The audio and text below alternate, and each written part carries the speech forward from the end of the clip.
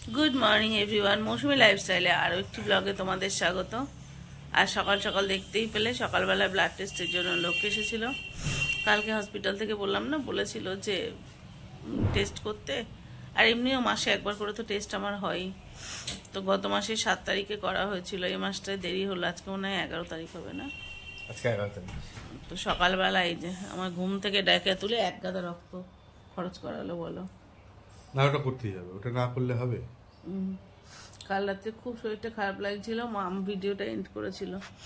তারপর রাত্রেবেলা অনেক রাত অবধি মাথায় ভিজে গামছা, ওরা হাতে পায়ের তলা মানে ওই গামছা দিয়ে ডলে ঠান্ডা করে দেওয়া, এইসব করে টোরে তারপরে আবার অনেক রাত্রে একটা প্রেশারের ওষুধ খেয়ে এসব করে শুয়ে ঘুমিয়েছি। হয়তো 12টা নাগাদ ঘুমিয়েছি, কিন্তু খুব ভালো ঘুমিয়েছি, খুব ভালো। একেবারে সকাল 9টার সময় আমায় ডেকে তুলে রক্ত দেওয়ালো। রাত্রে ঘুমটা হয়েছে বলেই সকালবেলাটা তাও ঠিক লাগছে, না হলে হয়তো আবার শরীরটা খারাপ হতো। মানে মাঝে মাঝে না ভালো লাগে না এই ফ্ল্যাকচুয়েশন শরীরের। আজ ঠিক আছি, তো পরের বেলা গিয়ে গেল। অবশ্য কালকে শরীরটা খারাপ হওয়ার কারণ ছিল এক ডায়ালিসিস, তার উপরে ভ্যাকসিন, সব মিলিয়ে কাল শরীরটা ভীষণ খারাপ গেছে। মানে কাল যে কতবার বমি করেছি তার ঠিক নেই।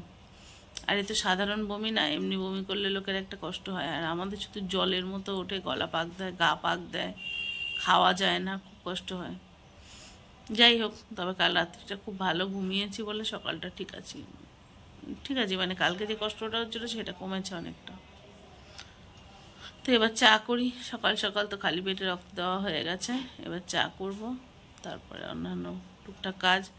তার মধ্যে মা আর মিঠির আজকে ডাক্তার দেখানো আছে। চলো সঙ্গে থাকো, কোথায় নিয়ে যাচ্ছি, কোন ডাক্তারের কাছে, সমস্ত কিছু তোমাদের শেয়ার করব। চলো, সকালবেলা বেরোবো ডাক্তারের কাছে। দাদা আজকে তাড়াতাড়ি স্নান করে পুজো দিতে গেছে। আর ফুল তুলে এনে কতটা স্যাটিসফাইড। তাও তো সব ফুল তোলেনি, নয়নতারা টারাগুলো তোলেনি, কারণ তোলার সময়ও নেই। তুলে এনে দাঁড়াও তোমাদের দেখায় কত ফুল তুলেছে। দেখো সমস্ত ফুল গাছের, তুলসী পাতা, বেল পাতাও কিন্তু আমার গাছের। তোমাদের দেখিয়েছি আমার দুটো বেল গাছ আছে। এই পিঙ্ক কালারের জবাটা দেখো, এই পিঙ্ক কালারের জবাটাও সবচেয়ে পছন্দ। আর এই যে স্থলপদ্ম দেখো, এই যে বিশাল স্থলপদ্ম আমাদের, এই যে জবার মতো স্থলপদ্ম আমাদের। দেখো শুধুমাত্র পান পাতাটা নেই, ওটাও ভাবছি আনতে যাব। তুলসী পাতা, বেল পাতা, এই দুব্বো তোলো। হ্যাঁ, কলকে ফুল না, ওটা এলামুন্ডা। এই এলামুন্ডা।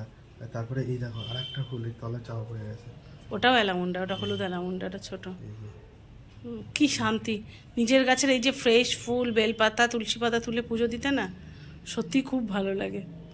তাও তো তোলেনি সব, বেল ফুল তোলেনি, নয়নতারা তোলেনি, আর সব ফুল তোলা হয় না, কিছু গাছে রেখে দিই। ঠিক আছে তুমি যাও। না হ্যাঁ, আরেকটা কটা তুলসী, হ্যাঁ ওটা হচ্ছে জুঁই ফুল, বড় সাইজের জুঁই ফুল। যাও। কমেন্টস করেছো যে গাছে ফুল দেখতে বেশি ভালো লাগে, সব তুলে পুজো দাও কেন? সব তুলে পুজো দেই না। গাছে, আমাদের গাছে এখন যা ফুল হয় তার অর্ধেক ফুলও আমরা তুলতে পারি না পুজোর জন্য। মানে ওই দিয়ে তাতেই আমাদের আসন সিংহাসন ভরে যায়। আমরা মানে যা ফুল হয় অর্ধেকের কম ফুলটাই আমরা তুলি, তাতেই ওই ফুল হয়। আর নয়নতারাগুলো তো তোলাই হয় না, মানে এত ভরে থাকে গাছে ফুল। তো কিছু ফুল তো পুজোর জন্য, ফ্রেশ ফুল পুজো দেবো বলেই গাছগুলো বসানো, অর্থাৎ ফ্রেশ ফুল তুলে পুজো তো দেবই। আর কিছু রেখে দেওয়া হয় গাছ যাতে দেখতে ভালো লাগে। কিছু জাতীয় ফুল তোলাই হয় না, যেমন ধরো রঙ্গন ফুল তোলা হয় না, তারপরে কি অ্যালামুন্ডা কিছু গাছে রেখে দেওয়া হয়, নয়নতারা তো তুলিই না, তারপরে মাধবীলতা তোলা হয় না, যেগুলো বেশিরভাগ থাকে অনেক দিন, জুঁই ফুল, বেল ফুল তোলা হয় না, তারপরে এত ফুল তো নাম ভুলে যাই, কি বলে ওই যে কাগজ ফুলের মতো, এটা কি জানো, ওগুলো তোলা হয় না। ওটার নাম কি, মানে কাগজ ফুল যেটাকে আমরা এতে বলি, তোলা হয় না। তাই এরকম করে গাছে প্রচুর ফুল কিন্তু আমাদের থেকেই যায়। আর কিছু টাটকা জবা টবাগুলো তুলে নিই একটাই কারণে, কারণ ওগুলো তো একটু পরেই নেতিয়ে পড়বে, ওগুলো তো ঠাকুরকে দেওয়ার জন্যই করা হয়েছে না, তো এটাই কারণ। আর হচ্ছে ছাদের উপরে আমার 2টো বেল গাছ, আর তুলসী গাছ তো অগুন্তি কতগুলো আছে, তার কোনো হিসাব নেই। এমনকি দুব্বও লাগিয়ে রেখেছি, যাতে প্রতিদিন মানে ঠাকুরের রোজকার যেটা লাগে সব পেয়ে যাই। বাকি থাকে শুধু পান পাতা। তাই ভাবছি বর্ষাটা এখনও সুন্দর আছে, তো একটা পান গাছ এনে বসিয়ে নেবো, ব্যাস। আর মানে বৃহস্পতিবারেও কিছু কিনতে হবে না। চলো এবার ঝটপট তৈরি হয়ে নিই, নিয়ে এবার বেরোনোর পালা, কারণ সকাল সকাল যেতে বলেছে, 12টার সময় অ্যাপয়েন্টমেন্ট, কিন্তু 11টার মধ্যে ঢুকতে বলেছে। তো ভেবেছিলাম মামকেও নিয়ে যাব, কিন্তু মাম বলছে যাবে না, কালকের ফিজিক্স পরীক্ষা আছে, তো শুধু মিঠিকেই দেখিয়ে আনি, কারণ মিঠিরটা এমার্জেন্সি, মামেরটা ঠিক আছে চলো পরে দেখিয়ে নেবো, ওর পরীক্ষাটা শেষ হয়ে যাক। চলো বেরোনোর জন্য তৈরি হয়ে নিয়েছি। ফাইনালি মা আমার গেল না, মামের যেহেতু কালকে এক্সাম, মা আমার গেল না, মিঠিকে নিয়েই যাচ্ছি আমরা দুজনে। আর মিঠি দেখা যাক যদি একটু তাড়াতাড়ি ডাক্তার দেখাতে পারি, মিঠিকে নিয়ে অনেকদিন কোথাও ঘোরা হয় না, ইচ্ছা আছে ঘুরবো, কিন্তু কোনো প্ল্যানিং নেই কোথায় যাব না যাব, কারণ কতক্ষণ লাগবে ডাক্তার দেখাতে বুঝতে পারছি না। যদি তাড়াতাড়ি হয়ে যায় তাহলে একটু ইচ্ছা আছে, দেখা যাক কি হয়। তো এই যে দাদাও তৈরি, চলো সবাই মিলে যাই ডাক্তারের কাছে। এমন করে বললো যেন কোথায় ঘুরতে নিয়ে যাচ্ছে। আমাদের বাড়িতে ডাক্তার, হসপিটাল, ঘর, এর বাইরে জীবন নেই, মানে ঘরটা সীমাবদ্ধ হয়ে দাঁড়িয়েছে হসপিটালের মধ্যে। মিঠে রেডি? আর মিঠি এতটাই বড় হয়ে গেছে, মিঠি একা একা তৈরি হতে শিখে গেছে, পুরো তৈরি একা একা হয়েছে। আর আমি ওকে সেটা ব্যাপারে সাহায্য করতেও চাই না আজকাল, ও যেটুকুই থাক না কেন একা একা মানে নিজেকে তৈরি করা শিখুক। মামকে ওই ছোট থেকে এইভাবে ছেড়ে দিয়েছিলাম, মামও সেই জন্য আজকে স্বাবলম্বী। সবাই শুনলে খারাপ বললেও আমার কিচ্ছু করার নেই, যাদের মায়ের শরীরে এত বড় বড় রোগ তাদের একা একা ছোট্ট থেকে সব কিছু তৈরি করতে শিখতে হয়, যাতে হঠাৎ করে ধাক্কা না খায়। সম্পূর্ণটা দাঁড়াও, এখন আমি জানি না কিন্তু মিঠি কীভাবে তৈরি হচ্ছে, তৈরি হয়ে আসুক, আমি তোমাদের দেখাবো একা একা কীভাবে তৈরি হলো। তৈরি হয়ে এসে গেছে, আর মিঠি দেখো তৈরি হয়েছে। সবাইকে গুড মর্নিং বলো। Good morning. তো দেখো একা একা সম্পূর্ণ, মানে জামা পরা থেকে চুল বাঁধা থেকে এভরিথিং নিজে নিজে করেছে। আর চুলটা দেখবে পেছনে একা একা হেয়ার স্টাইল দেখো, দাঁড়াও এই দেখো চুল বেঁধেছে একা একা, চুল উল্টে, মানে গরম যাতে না লাগে কতক্ষণ বেরোতে হবে। আমার তৈরি হয়ে গেছে, চলো বেরোই, কারণ ক্যাব বুক করা হয়েছে, চলে আসছে মনে হয় বাঘাযতীনের ওখানে আসছে, এসে গেছে। তো আমরা বেরিয়ে পড়েছি।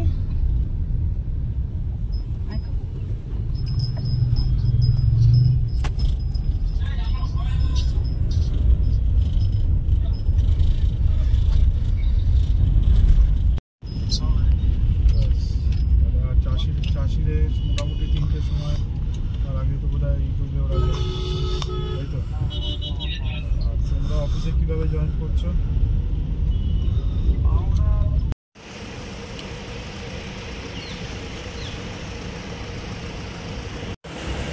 তো এসে গেছি, চলো আর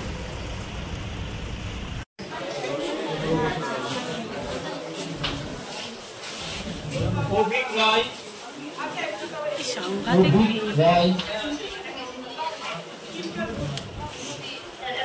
নাম চলতে বললে একেবারে দেখিয়ে যেতাম এটা, পরীক্ষা হয়ে গেলে মামকেও নিয়ে আসবো। 1 ঘন্টা দাঁড়িয়ে ভেতরে আসার সময় পেয়েছি। কটায় এসেছি আমরা? 12টা, 1:31 বাজে।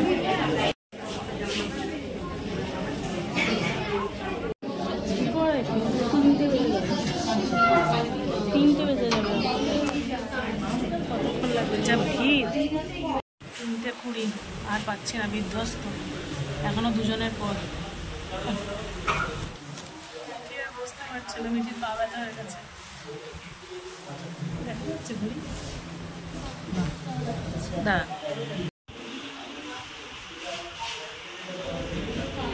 ভিড় দেখেছিস? এখনো 2জন, তারপর 3 নম্বরে আমরা, সবে 1জন গেছে, তারপর আরো 2জন, তারপর 3। এখন 5:30 বাজে, ফাইনালি আমাদের ডাক্তার দেখানো শেষ হলো। এই যে এত ওষুধ পেয়েছি, এটা এক্ষুনি খেতে হবে, মিঠি এটা খেয়ে নাও, খাওয়াবো, খাইয়ে আমরা বেরিয়ে যাবো। আর এগুলো নিয়ে যাবো, যেভাবে ইনস্ট্রাকশন দিয়েছে খাবো, বাড়ি গিয়ে তোমাদের ডিটেল বলছি। এই সকালে এসেছি আর এখন প্রায় সন্ধ্যা হতে গেল, মেডিসিন পেতে পেতে 5:30। তারপরে মেডিসিন তৈরি করে দেয় তো সময় লাগে। ভেবেছিলাম আজকে তাড়াতাড়ি নিশ্চয়ই 2-3টের মধ্যে হয়ে যাবে, বলছি বাড়ি গিয়ে। তো মেডিসিন যেহেতু তৈরি করে দেয় সময় লাগে, ভেবেছিলাম 2-3টের মধ্যে হয়ে যাবে, মিঠিকে নিয়ে কোথাও একটু ঘুরবো, একটু ওকে একটু খাওয়া দাওয়া করবো। এখন আর সন্ধ্যাবেলা 6টা বাজে, কোথায় যাব? শুধু মিঠির নাচের কিছু ড্রেস কিনতে হবে, যেহেতু মঙ্গলবারে স্কুলে নাচের কি বলে ইন্ডিপেন্ডেন্স ডে প্রোগ্রাম, সেগুলো কিনবো। কিনে টেনে সোজা বাড়ি। মিঠির ঘোরা চলে গেল, যাই হোক কিছু করার নেই। বাড়ি গিয়ে এসেছিলাম একটু ঘুরতে, ডাক্তার দেখালাম, চলে গেল। মিঠি অনেক আশা করেছিল মিঠি আজকে মিলেনিয়াম পার্ক যাবে, মিলেনিয়াম পার্ক বন্ধ হওয়ার সময় কিছু করার নেই। ওটা মামের কালকে এক্সাম, মামের শেষ, আর পরশু মিঠির স্কুলের প্রোগ্রামটা হয়ে গেলে তারপর একদিন 4 জনে মিলে যাব।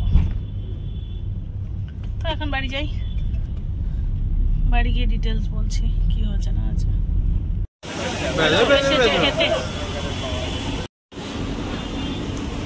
মোমো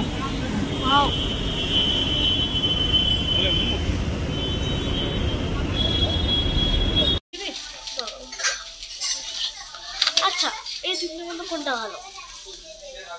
মাঝখানে একটা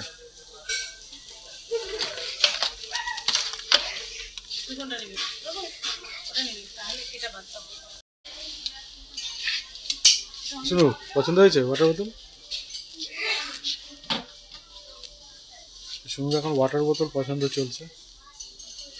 মাসে 2টো করে লাগে। এখানে 3টে নিয়ে নিয়েছে, আরও এখনো ট্রাই করছে, মানে দেখতে পাচ্ছে না।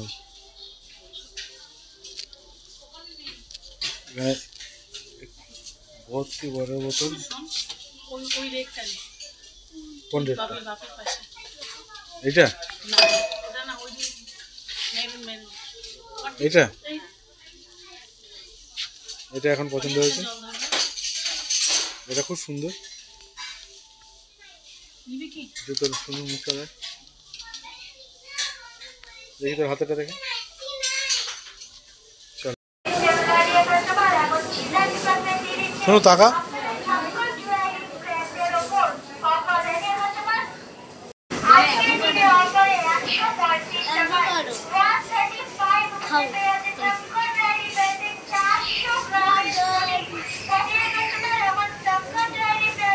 কি নিচ্ছ? ড্রাগন?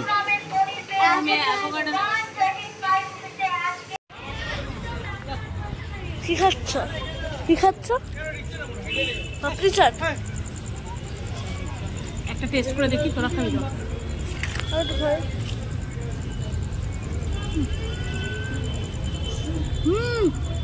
ওটা তেঁতুল জল না দিয়ে তোর জন্য আসছে। খেতে এটা মামের, এটা আমি খেয়ে নিলাম। হাতটা মুছে নি, মালটাও পড়ে গেছিল। লাগবে না। আবার এখানে থামস আপ আছে। থামস আপ এনেছ?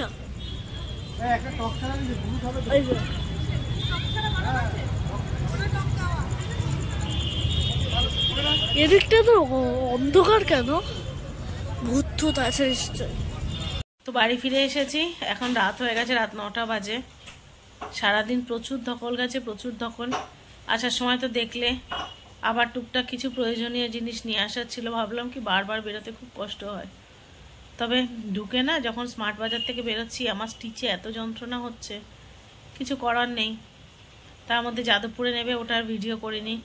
মিঠির একটা ওই নাচের কস্টিউম, মানে একটা গেঞ্জি, একটা ওটাকে পাটিয়ালা প্যান্ট, ওড়না, তারপরে ফলস পার। পরশু যখন ও প্রোগ্রামে যাবে, ও ড্রেস আপ করবে, তোমাদের দেখাবো। আর কালকে দেখাবো কি কি কিনলাম ওই সবগুলো। মানে মিঠির নাচের কস্টিউমটা পুরো কিনলাম, কিনে গাঙ্গুলি বাগানে এসে নেবে স্মার্ট বাজারে গেলাম, টুকটাক কয়েকটা জিনিস নেওয়ার ছিল নিলাম, বাড়ি এলাম। আর খুব টায়ার্ড লাগছে, খুব টায়ার্ড। তো তোমাদের যেটা জানানোর, মিঠিকে যেহেতু অ্যালোপ্যাথি ডাক্তার বলছিলেন অপারেশন করতে হবে, পিভ্যানচি অনেক বড় ডাক্তার, ওটা তো হোমিও রিসার্চ ইনস্টিটিউট, তো ওনারা বলেছেন অপারেশন করতে হবে না। ওনারা মেডিসিনে বলছে এটা কমে যাবে, এ হওয়ার কিছু নেই। প্রচুর দূর দূরান্ত থেকে মানুষজন আছে, অন্তত আমরা কিছুদিন ট্রাই করে দেখি। আর তোমাদের দাদাও একবার অনেক বছর আগে, তখন মামের বছর 1.5 বয়স, একবার খুব অসুস্থ হয়ে পড়েছিল, তো ওখানে নিয়ে গেছিলাম। তখন সিনিয়র ডাক্তার বেঁচে ছিলেন, উনি আজকে নেই, কিন্তু ওনার রিসার্চ ইনস্টিটিউটে এখন অনেক বড় বড় মানে সিনিয়র ডাক্তাররা আছেন। তো দেখালাম, তো ওখানে আমি এরকম কি বলে টনসিলের মতো প্রচুর কেস তারা ভালো হয়ে গেছে। ডাক্তারই বলছেন, আজকে একজন এসেছিলেন, তিনি 16 বছর বয়সে টনসিলে এসেছিলেন, আজ তার 36 বছর বয়স, না 37 বছর, যাই হোক, উনি এখনও নিয়মিত সমস্ত রোগের ওষুধ ওখান থেকেই নেন। তো ওরকম বসে বসে গল্প করছিলাম, অনেকেই অনেক কিছু শুনছিলাম। তো দেখা যাক কপালে কি আছে। তবে আশা করি যে এরা এত বড় জায়গা, তো ওনাদের সব বিদেশি মেডিসিন, হোমিওপ্যাথি হলেও সমস্ত বিদেশি ওষুধ, তো নিশ্চয়ই কমে যাবে, দেখা যাক। তো ছোট মানুষ তো, ছুরি কাছি এক্ষুনি চালাতে চাইছি না, দেখা যাক কি হয়। তবে উনি খুব বড় ডাক্তার, খুব বড় ডাক্তার। তো উনি ওটাকে খুবই ক্যাজুয়ালি নিলেন, বললেন না না এটা কোনো ব্যাপার নেই, সবাইকে অপারেশন করে নাকি, ওটা যা আছে ওটা সেরে যাবে। তখন উনি বলছিলেন 2 মাসের ওষুধ নিতে। আমি বললাম না 2 মাস না, 1 মাসের দিন। 1 মাসে কতটা ইমপ্রুভ করে সেটার উপরে ভিত্তি করে আমরা আবার, আমাদের তো অনেক দূরে বাড়ি না, যে কত দূর থেকে এসেছেন, মানে অনেকে এরকম এসছে বীরভূম থেকে, কেউ আসাম থেকে, অনেক দূরের থেকে বললাম না না, আমরা তো কলকাতার মধ্যে, অসুবিধা নেই, কাছে, আমরা 1 মাস বাদে আবার একটা ফলো আপ চেক আপ করতে চাই। তো সেই জন্য 1 মাসের মেডিসিন দিয়েছে, দেখা যাক। আর আজকে যা যা কিনলাম কালকে তোমাদের সাথে শেয়ার করব। আজকে আর ক্ষমতা নেই, বুঝতে পারছো, সকালে ব্লাড দিয়ে তারপরে মিঠির ডাক্তার, সারাদিন বসে থাকা ভাবিনি এতক্ষণ বসতে হবে। তো চলো আজকে ভিডিওটা এখানেই শেষ করি। সবাই যে যেখানে আছো ভালো থেকো, সুস্থ থেকো, দেখা হচ্ছে নতুন ব্লগে। ততক্ষণের জন্য সবাইকে শুভরাত্রি।